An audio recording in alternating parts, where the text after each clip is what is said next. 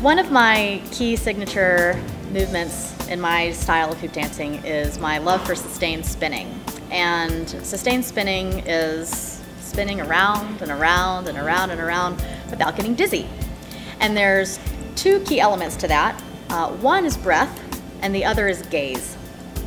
And when it comes to breath, basically the key is to take deep breaths through your nose and maintain that rhythm.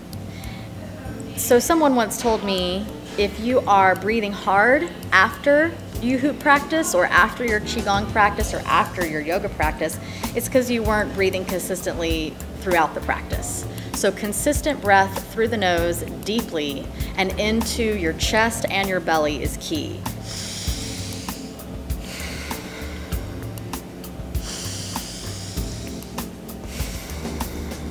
And when it comes to gaze, you can start by gazing at your hoop.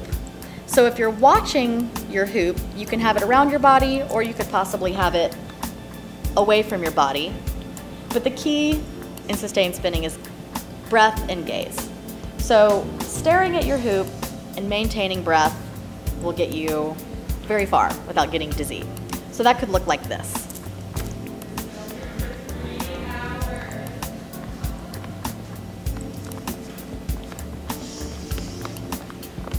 So I'm maintaining my gaze on my hoop, and I'm maintaining a connection with my breath.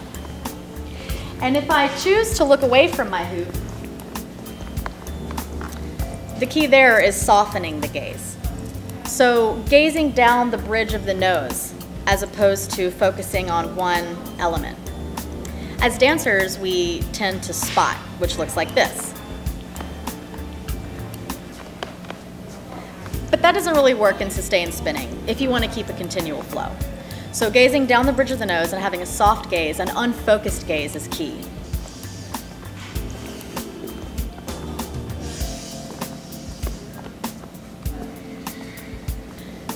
The breath is most important whenever you're reaching that level where you feel it in your gut and you're like, oh my God. And you almost feel like you're going over a roller coaster, or like if you've been on a roller coaster and it's that drop. So you can feel this sensation happening in your belly, and that is when some people start to get nauseous or dizzy. And so those are the moments whenever the breath is absolutely key.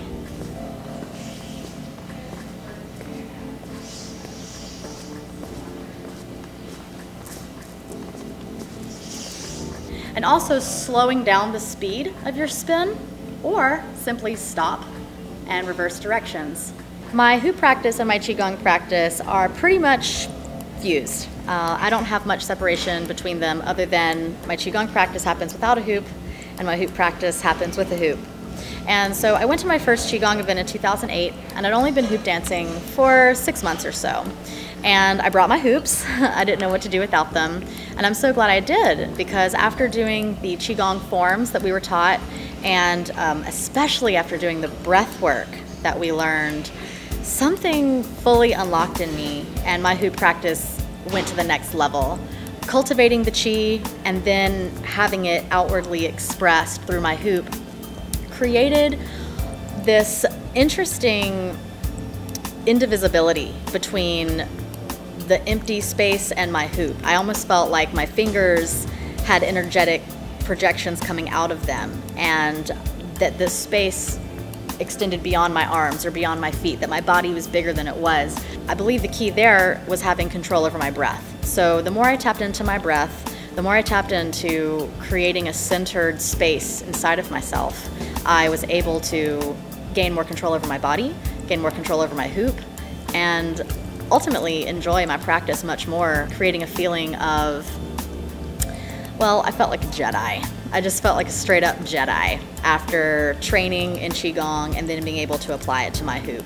I am so excited to be teaching at Sacred Circularities in Sedona this year. My favorite part about this whole experience is getting to teach and instruct with some of the most amazing people in the hoop community. So I can only imagine the lush experience that we're all in for at Sacred Circularities Sedona.